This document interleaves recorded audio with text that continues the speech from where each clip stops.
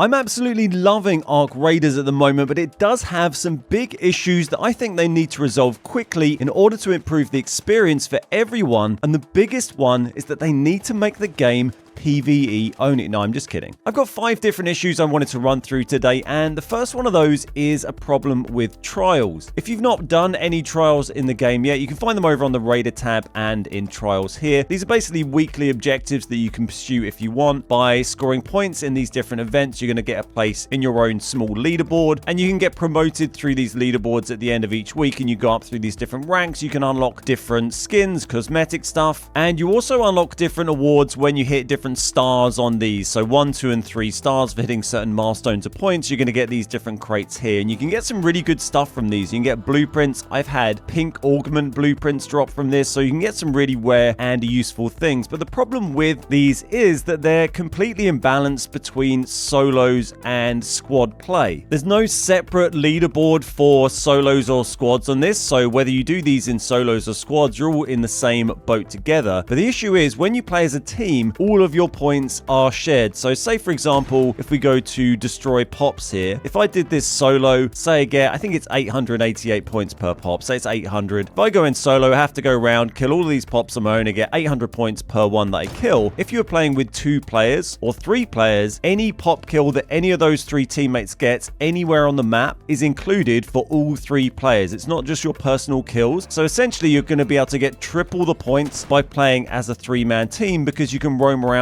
and kill 3 times as many. And that's the same for any of these, for damage rocketeers, for damage hornets. All of these damage ones especially are so much easier to do as a group than a solo. And if you're trying to do these solos, it's going to be very hard to compete. I'm sure some people who are putting in crazy hours have been able to get some decent scores solo, but inevitably it's always going to be much easier to do these as a squad. Likewise, even the non-damaged ones like open arc probes here, for instance, you can see me trying to do this as a solo. Also keep in mind, you get double points when you do these on major map conditions. So that's going to be night mode or electromagnetic storm mode, which tend to be a bit more PvP heavy as well, so a bit more risky. For this probe one, I'm going around trying to open probes solo in this storm mode where everyone seems to be quite aggressive. I have to go up to these probes, spend ages opening them, and then looking inside to get the points, and keep on getting attacked while I'm trying to do that. And it's quite a slow process. You're only able to get a few done in a round, really, if they've not been opened already, and you're at much higher risk of getting killed. Whereas if you're in a 3-man team, you can either spread out and cover more of the map and find more of these probes, or you can move around together and have someone open it while the other 2 are protecting them and watching their back. And it's just, again, so much easier to do this as a squad. I'm really enjoying the trials. I'm sure not everyone is doing them, but they're quite a fun weekly thing to do if you play the game quite a bit and you like having fresh challenges and interesting things to do each week. I think the trials are a really good system for that, and I've enjoyed doing them. Most of them I've kind of done as a duo with my buddy Nacho, and I've managed to creep my way up into wildcard 1. Hopefully I might be able to get up another rank or 2 by the end of the season, which is coming soon, and unlock some of this stuff. I don't really care about the skins, to be honest. I've barely even looked at what they are. I just like having interesting new stuff to do each week in the game. Is a nice system. But yeah, I think they need to come up with something where you can have a solo leaderboard. Maybe you choose whether you're going to play in solos or squads or something for this. Just having some way of balancing this better so that solos can have an equal chance of getting the unlocks, moving up through leaderboards, getting the same opportunities that squad players can get. Another big thing I think the game is really lacking is saved loadouts. So what I mean by that is, say for instance in something like Delta Force, a lot of other games do it. What this would be is basically if you set up your loadouts, you can see here I've got nothing because I died recently, and I can go through and equip all of the usual stuff that I take. I've got a load of stuff pre-crafted here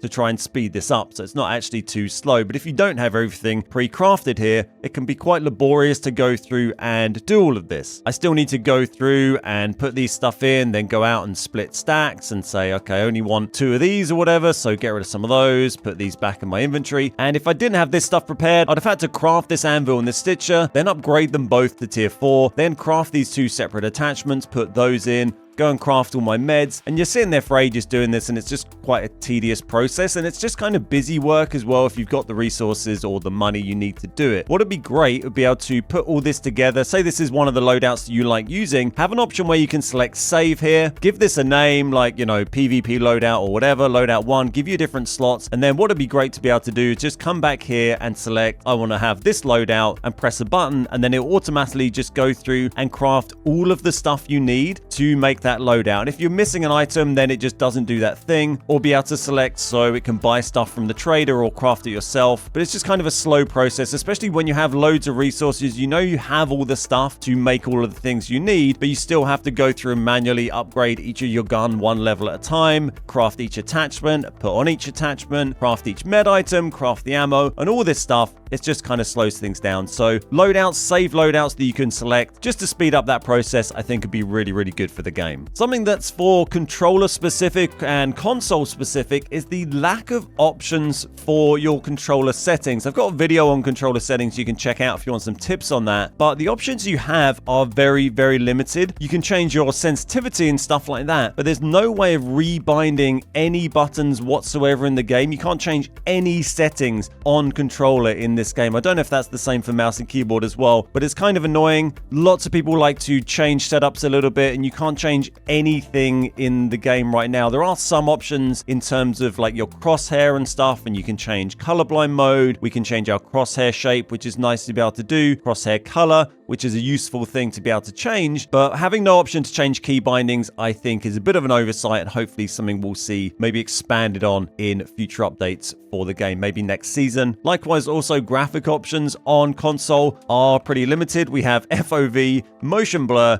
and idle energy saving. And I don't mind playing with crossplay on. I always play crossplay on. It doesn't bother me too much. But one of the big advantages I think PC players have is a lot of people using stuff like Nvidia to pretty much make nighttime look like daytime and make the game a lot easier. And that's pretty imbalanced against console. I think that's something that would be useful to address somehow, either with settings that console people can change or a way of blocking that for PC players, I guess. Otherwise, people are just going to keep turning crossplay off. Like I said, I don't really mind having it on, but I think that is one of the big ways that you are disadvantaged when playing a console against PC players, particularly in night mode. If you're trying to do your trials, that's going to be pretty frustrating. We'll probably have an answer on this question pretty soon, but expeditions are coming up. We're going to find out about them hopefully soon, but it's been kind of weird that we haven't had any firm information about exactly what is required for hitting the max thing on expeditions. There's a bit of loose info here. Basically, if you've gone to the end of the expedition process, this is the wipe, the optional wipe if you're going to do that. And you get bonus skill points, bonus stash slots. And it says somewhere in here this is related to your total stash value when you go on your expedition. But it doesn't tell you how much it needs to be to get X amount of skill points. It doesn't tell you whether that includes your money as well as your stash value. You'd think it would, but we don't really know for definite. And that's just been a little bit annoying to not really find out till this late, because it ends up being that we're all kind of hoarding loads of junk in our stash that we're not going to use, like every pink gun with a load of attachments, all this other random pink stuff that I'm not really ever going to use. I'm just hoarding it because it's stash value. It'd be nice if I could just sell all this and have loads more stash space, but instead my stash is permanently almost full because I'm just storing as much stuff as possible in case I need to get these 5 bonus skill points. On that subject, it'd also be nice to see the item stacking increased a little bit. I guess this is a mechanic they've considered, but it'd be nice to stack stuff a little higher, particularly like your basic resources that can only go in these stacks of 50. Just make those stack really high. I don't really see the point of having these stack at 50 and just fill up all these slots. I'd rather have less stash slots, but everything stacked more, so it's just a lot easier to go through these menus. It seems kind of a bit arbitrary and meaningless to go through like this. I guess they stack the same in here as they do as when they're in your backpack, but maybe it'd be nice to make it so you can stack them higher in your stash, then you can stack them in your backpack, and it just makes this whole stash management a lot easier to access, particularly stuff like quick use. Like these tabs down the side aren't the most useful. Quick use, this has got all my meds in it, but they're all buried beneath a million different grenades and traps and all different stuff, so I think there's a bit of work to be done to improve how the stash management works. Lastly, I think the skill tree needs a bit of a rework in the new season. They've been tweaking this throughout the season, which has been kind of frustrating at points, like with Security Breach that got heavily nerfed mid-season, so all the people who already had it unlocked had a big advantage of everyone who unlocked it afterwards, and there's been other balancing changes like that. But the big issue I have with this, and I think a lot of players have, is that it doesn't show you really any useful information on what any of these skills do when you're buying them. So none of them give any percentage increases or numbers. A lot of games when you're working a skill tree like this, it will say, you know, breaching doors and containers takes less time, increases speed by 2% or 5%, or 10%, and not having any numbers on these things makes it really hard to try and figure out what you should be spending on. A lot of these things, when you buy the skill points, don't really feel like they have much effect. I kind of feel like I could probably have almost all of these skills completely missing now, apart from the ones that unlock a new ability like crafting in raid and security breach, and I'm not sure I'd really notice a huge amount of difference. So I think a lot of these skills need to have a more significant effect to make them feel more rewarding, and I really think they need to make it so they show the percentage change that you get for each skill point spent, so you can make better educated choices when you're spending skill points on the tree. So that's everything I wanted to talk about today. Like I said, I'm loving the game at the moment, but these are a few things I think they could do to improve the game as it stands. Let me know if you've got any other feedback you want to drop about Arc Raiders and ways it can be improved down in the comments below, and if you agree with any of my points or think that I'm talking a load of rubbish. Thanks so much for watching. Don't forget to drop a like if you enjoyed the video. My name's Ben, and I'll see you next time.